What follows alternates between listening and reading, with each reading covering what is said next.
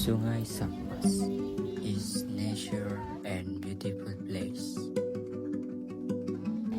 from a city in West Kalimantan or Borneo. And the Sambas River is the meeting point or connecting point of various rivers in Sambas. Not only that,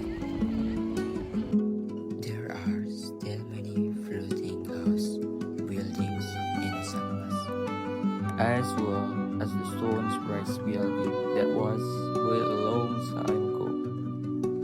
Apart from that, there's also Sambas people who live on the coast. Lots of activities such as rowing practice and other activities.